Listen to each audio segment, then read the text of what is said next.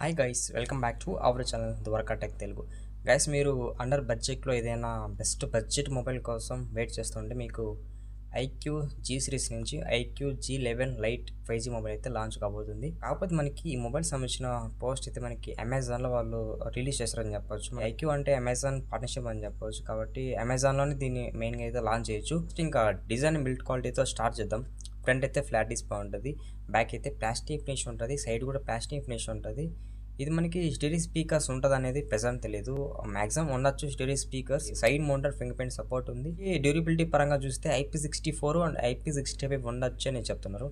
అంటే మనకి రెండు ఉంటాయని చెప్పలేము, ఏదో ఒకటి మాత్రం ఉంటుంది. ఒకటి మిస్ చేశారనమాట. ఇక్కడ మనకి మిలిటరీ గైడ్ ఇలాంటి ఏది సర్టిఫికేషన్ అయితే లేదు, మినిమం ఇది ఇచ్చిండాలి. నెక్స్ట్ థిక్నెస్ అండ్ వెయిట్ విషయానికి వద్దాం. ఇది 8.39 mm థిక్నెస్ ఉంటుంది. వెయిట్ అయితే 209 grams అయితే వెయిట్ ఉంటుంది అని చెప్తున్నారు అనమాట. పర్లేదు, 209 grams అంటే కొంచెం మీడియం వెయిట్ అని చెప్పొచ్చు. ఒకసారి మీరు డిజైన్ లుక్ అయ్యండి, డిజైన్ మీకు ఏ విధంగా అనిపించింది కామెంట్ చేయండి. నెక్స్ట్ ఇంకా డిస్ప్లే విషయానికి వద్దాం. ఇది 6.74 inches full HD plus IPS LCD display మీద రాబోతుంది. 120 Hz అయితే రిఫ్రెష్ రేట్ యూస్ చేస్తారని చెప్పొచ్చు. మనకి 1200 nits వరకు బ్రైట్నెస్ ఉంటుంది అని చెప్తున్నారు అనమాట. దీని మీకు HDR సపోర్ట్ ఉంది, L1 సపోర్ట్ ఉంటుంది.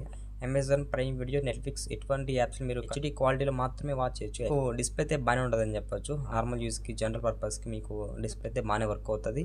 నెక్స్ట్ ప్రాసెసర్ విషయానికి వద్దాం. ఇక్కడ మనకి MediaTek Dimensity 6300 ప్రాసెసర్ యూస్ చేస్తారు. ఇది మనకి 6nm build processor, DDR4X use చేస్తారు. అలాగే UFS 2.2 రాబోతుంది అనమాట. జనరల్ పర్పస్ కి అలాగే మీకు మీడియం పర్పస్ కి ఈ ప్రాసెసర్ అయితే బెటర్గా వర్క్ అవుతుంది.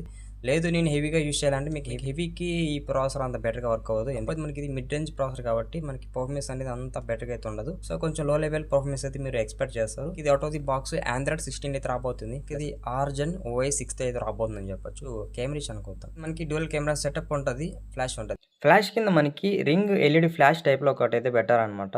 అంటే మేబీ ఇది మనం వీడియో రికార్డ్ చేసే టైంలో అయితే వెళ్ళిపోతుంది అని చెప్పొచ్చు. అంటే మనకి బ్లింక్ అవుతా బాగా అయితే అట్రాక్టివ్గా ఉంటుంది. ప్రైమరీ కెమెరా 50 మెగాపిక్సెల్ ఇచ్చారు. ప్రైమరీ కెమెరాలో ఆప్టికల్ ఇమేజ్ స్టెబిలైజేషన్ ఉందా? లేదు గైస్, ప్రైమరీ కెమెరా మీకు OIS అయితే సపోర్ట్ చేయదు. ప్రైమరీ కెమెరా యూజ్ చేసుకొని మీరు మంచి ఫోటోస్ అయితే కవర్ చేసుకోవచ్చు. ఎందుకంటే ఇది ఐక్యూ కాబట్టి మనకి వివోతో కొలాబరేట్ అయ్యి ఉంటారు, కాబట్టి కెమెరాలో ఇమేజ్ ప్రాసెసింగ్ అనేది కొంచెం బాగుంటుంది. సెకండరీ కెమెరా 2MP ఇచ్చారు. ఇది మనకి డెప్త్ కెమెరా అయ్యొచ్చు, లేకపోతే మేకర్ కెమెరా అయ్యొచ్చు. రెండింటిలో ఏదో ఒకటి అయితే కన్ఫర్మ్గా ఉంటుంది.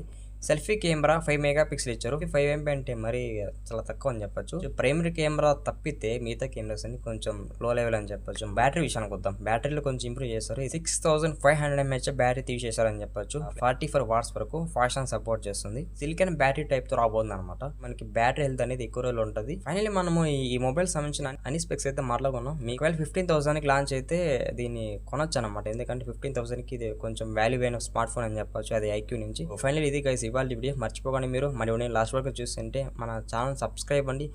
వీడియోకి అయితే లైక్ కొట్టేసేయండి. Bye bye.